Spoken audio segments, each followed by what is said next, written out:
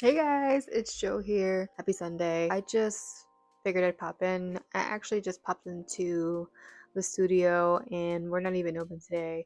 I just honestly just popped in because my son had to go to football camp and get a haircut, so just killing some time. But I was on YouTube and have seen a few videos, not to say that they're bad or anything like that, but a few videos and some people in the comments asking questions. I just wanted to go ahead and answer those questions honestly. Now, I'm going to talk about microblading because every time someone says, "Oh, I'm thinking about getting microblading done," what they really are talking about is permanent makeup.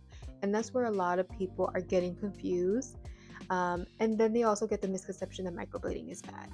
And it's not the only option as well. And it's definitely not the only option and the best option for everyone. So today I just want to break everything down a little bit as to what microblading actually is and why it gets blamed for things that aren't really its fault and what other brow techniques exist that most people don't even know about. No, this isn't a sales video. This is just me talking to you as a friend.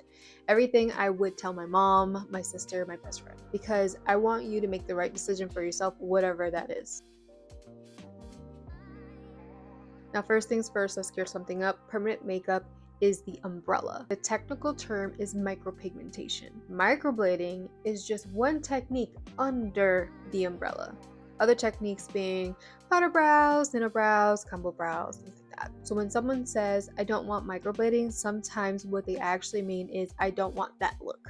Right? And that's fair. There may be another technique that works way better for you, your skin, your lifestyle, and the results that you're looking for. Now, I saw this comment here, and this is actually a really common concern, and I want to clarify something super important. Permanent makeup is a tattoo. We're putting pigment into the skin. So yes, once it's healed, it technically is waterproof. The reason we ask you to pause workouts isn't because sweating can ruin your brows. It's because during the healing phase, heavy sweating can push out pigment, cause excessive moisture and friction, and also affect how much color you retain as you heal. The combination of open skin and sweat means the risk of infection. And that's the part that people don't realize. It's not forever and it's only for about 2 weeks and that's it. After that, you can work out every day. You can do your squats, you can do your burpees, you can switch your life away, and it's totally fine. So it's not about giving up your lifestyle, it's about protecting your results during the healing process so you don't lose color or end up needing an extra touch up and spending more money that's not necessary. And if you're someone who cannot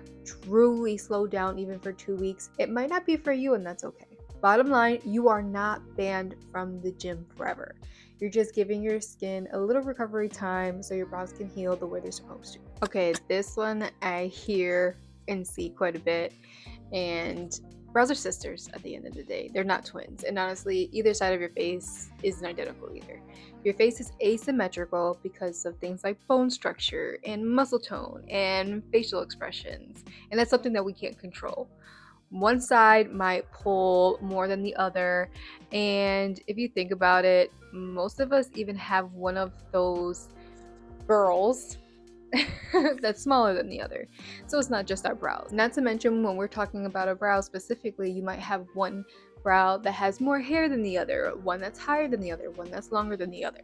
So yes, we're not symmetrical. And I can map your brows perfectly even, measure the points perfectly on each side, literally with a ruler down to the millimeter. And I can literally use a stamp and place it perfectly on your face. But if you have a natural rocks eyebrow, for example, where your frontalis muscle here is yanking your brow up on one side and you have more volume on the other, for example, that's all an issue with anatomy, and it's not the actual work that's being done. Our job isn't to create perfectly identical brows, it's to make them balanced. Sure, there are some cases that we could get them damn near spot on and they look perfect, but for the most part we're working with an imperfect canvas, so we can't always promise 100%, but we can promise damn near close. This comment is spot on. Honestly, with microbladed hair strokes, they soften as they heal, so no matter what your skin type is, oily skin, tight spacing, and too many strokes too close together will cause blurring. That's like drawing a bunch of lines next to each other and wondering why you can't see them. The most natural looking long-term results usually come from those that have longer strokes intentional spacing, and having that concept of less is more. This one here is a totally normal and valid fear. Yes, brows are darker at first. That's part of the healing process, to be completely honest with you. But once the skin heals, they soften. They continue to get lighter gradually over time. And as for infection, following aftercare really does matter. So don't scratch, don't pick, and keep the area nice and clean. And most of all, follow all of your artist's instructions, and you'll be completely fine. When it's done properly, risk of infection is super low. So with this one, this is what I mean by this is where terminology gets confusing. Micropigmentation is the umbrella term, and microblading is the type of micropigmentation. So if you want hair strokes, microblading or nano brows is what I would recommend. If you want something super soft, like a soft makeup look or something like tinting, you can even do powder brows. If you want the best of both worlds, let's say, I would say a combination brow. Actually, microblading does not automatically damage your skin. Scarring can happen, but it's not common and it's not guaranteed. Honestly, if you get scarring, that would only result from like improper depth, your artist not using the correct technique to implant the color, and also their skill level. So that's like saying that everyone who gets a tattoo automatically is going to get scarred. And we know that's not true. When it's done correctly, microblading does not stop hair growth, by the way. For some people, it actually stimulates it, believe it or not, and trust me, I have clients that can attest to that. As for color issues, like your brows healing orange, that usually comes from incorrect pigment choices or picking at the scabs during the healing process, for example. Now let's talk about some good stuff. Microblading can enhance sparse areas, fill gaps, they give you structure, and they can save you time and energy. And the best part of it all is that you don't have to put in as much effort in your brows. You don't have to worry about filling them in the morning just before you drop the kids off to school. And you'll still look like you, just a little bit more polished even on your no makeup days. All you have to honestly worry about is maintaining them. So that means maybe a little tweeze here and there or some wax. Microblading specifically is not ideal for people who have oily skin, someone who wants razor sharp strokes forever, and people with extremely sensitive or irritated skin. Strokes will soften, and that's normal. Skin type plays a huge role in longevity, and it's not just about artist's talent. So if you are someone that has oily skin and who works out and wants something that will last you a little bit longer but still wants strokes, then I would say nano brows would be a great option for you. But if you want them filled in, whether that's super soft or a little bit more done up, powder brows is the way to go. And if you want something in the middle, I would say a combination brow.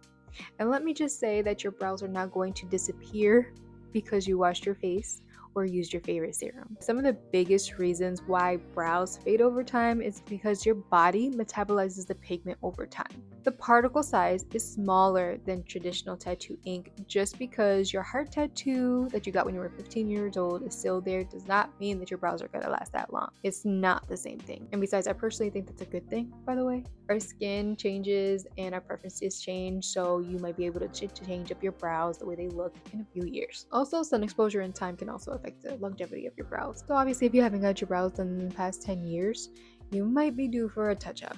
And that's okay. Yes, your choice if you want to or not. Sun exposure, if you are someone who loves tanning and just laying up in the sun or gardening or whatever the case may be, you do have to wear SPF to protect your brows, just like you would with tattoos. We're adding pigment into the skin. We're adding tattoo ink into the skin, for example, if we're talking about body art tattoos. Over time, these tattoos ash out too. They do begin to fade because the sun will help break it down, and then our bodies are metabolizing it. So yes, eventually you will need a touch-up. How often you need a touch-up is completely subjective and depends on the person, their lifestyle, what they personally do, what they take for medication, what they do, how their skin reacts, things like that. So we can't really determine that, and I can't give you a number. But I've had clients that come in every 6 months. I have some that come in every year. I have some that go 18, 24 months. I have some that I haven't seen in 5 years and their brows still look great. So it really depends on the person, your lifestyle, your technique, what's going on with you.